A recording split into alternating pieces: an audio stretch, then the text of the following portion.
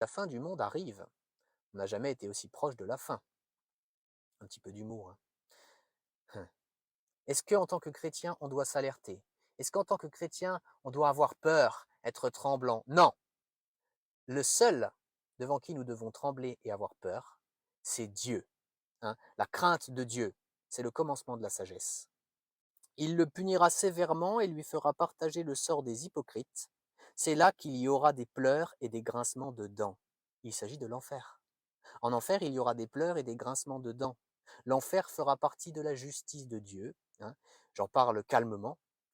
L'enfer fera partie de la justice de Dieu vis-à-vis des péchés de ceux et de celles qui ne se seront jamais convertis à Jésus-Christ durant leur vie. Et une vraie conversion, hein, ça passe par la foi en Jésus-Christ et la repentance. Nous sommes tous pécheurs et pécheresses. Nous avons tous enfreint les lois de Dieu, hein. Tu ne tueras pas, tu ne voleras pas, tu ne commettras pas d'adultère, aime ton Dieu de tout ton cœur, de toute ton âme, de toute ta pensée et de toute ta force, tu ne commettras pas de faux témoignages, etc. Bref, tu ne feras pas de mal et tu feras du bien. Or, on a tous enfreint ces règles-là. Et je ne suis pas en train de t'accuser violemment et méchamment. C'est un fait. Toi et moi, on a enfreint les lois de Dieu.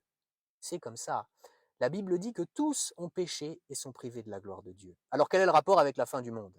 Eh bien, la fin du monde arrivera, hein.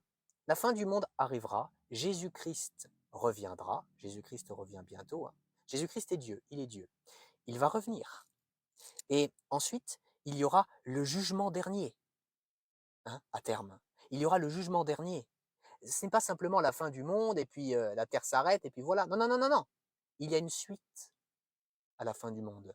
Ce sera une éternité de bonheur, hein, avec Dieu pour toujours, sans plus jamais aucune souffrance. Ça, ce sera le paradis. Ou alors, pour les autres, il y aura une éternité de souffrance, sans repos et sans répit. Et ce sera des souffrances terribles, sans fin.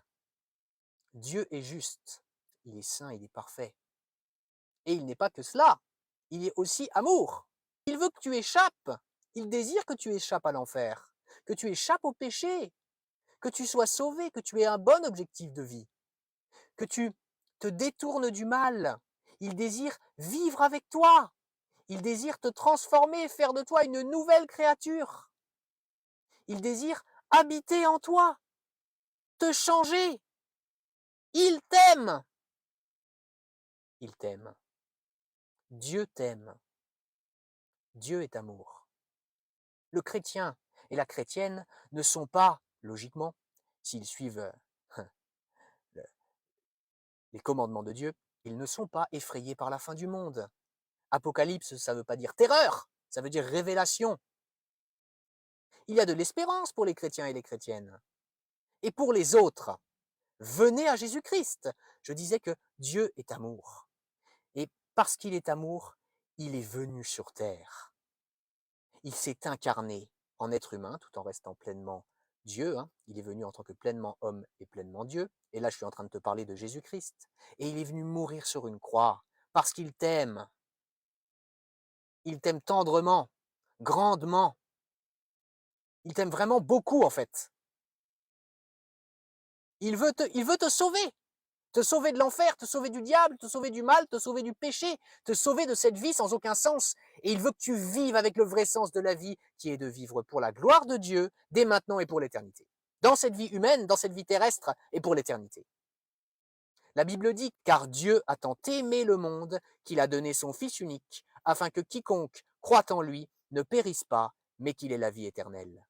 Jésus-Christ est venu payer la justice de Dieu de ceux et de celles qui se convertiraient à Jésus-Christ durant leur vie.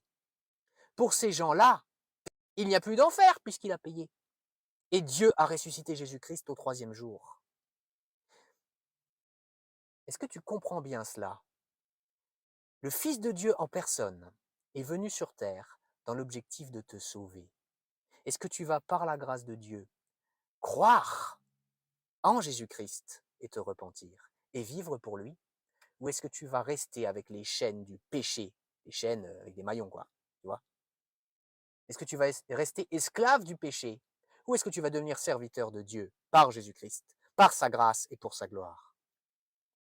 Il y a une seule voie pour être sauvé. Cette voie, c'est Jésus-Christ. Jésus-Christ est le chemin, la vérité et la vie. La fin du monde, ce n'est pas la fin. La fin du monde n'est qu'un passage. Ensuite, il y a la mort éternelle. Il y aura la mort éternelle, c'est-à-dire l'enfer éternel, une éternité de souffrance, ou une éternité de bonheur, le paradis éternel, avec Jésus-Christ, c'est-à-dire avec Dieu. Alors, si tu veux, par la grâce de Dieu, décider de faire demi-tour vis-à-vis du mal, si tu veux courir dans les bras d'amour de Dieu, si tu reconnais que tu es pécheur et que tu as besoin d'un sauveur, et si tu veux accepter, croire Jésus-Christ, si tu veux croire en Jésus-Christ, je t'invite à écrire ton prénom en commentaire à cette vidéo. Et voici les deux choses que tu dois faire. La foi et la repentance. Premièrement, la foi. Il faut que tu crois que Jésus-Christ est Dieu, E-S-T. Il faut que tu crois aussi que Jésus-Christ est le seul Fils de Dieu. Il est les deux, à la fois Dieu et le seul Fils de Dieu. Et il faut le croire. Il faut que tu crois que Jésus-Christ est venu sur terre en tant que 100% homme et 100% Dieu pour payer pour tous tes péchés. Il faut que tu crois que Jésus-Christ a souffert pour tous tes péchés. Il faut que tu crois que Jésus-Christ est mort pour tous tes péchés sur la croix.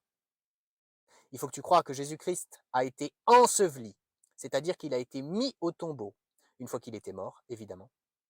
Il faut que tu crois que Jésus-Christ a payé toute la justice de Dieu pour tous tes péchés, à ta place. Il faut que tu crois que Jésus-Christ a payé ton enfer éternel à ta place, c'est-à-dire qu'il a réussi à payer ta punition illimitée en un temps limité. Je ne dis pas que Jésus-Christ est allé souffrir en enfer. Ça, je n'ai pas trouvé d'endroit où c'est écrit dans la Bible. Mais ce que je te dis, c'est qu'il faut que tu crois que Jésus-Christ a réussi à payer ta punition illimitée en un temps limité. Voilà ce qu'il faut que tu crois. Et il faut que tu crois que Dieu a ressuscité Jésus-Christ au 3e jour et que Jésus-Christ est vivant pour toujours, que Jésus-Christ est victorieux sur la mort, sur le monde, sur le diable, sur le péché. Voilà pour la foi. Et si tu as accepté de croire tout ce que je viens d'expliquer là, alors la deuxième chose qu'il faut que tu fasses, la deuxième chose qu'il faut que tu pratiques, c'est une vraie repentance. Il faut que tu te repentes devant Dieu. C'est-à-dire qu'il faut que tu parles à Dieu en le priant, et il faut que tu lui dises combien tu regrettes de lui avoir fait du mal par tes péchés, par tes fautes. Il faut que tu t'engages devant Dieu à ne plus recommencer à pratiquer le péché sous n'importe laquelle de ses formes.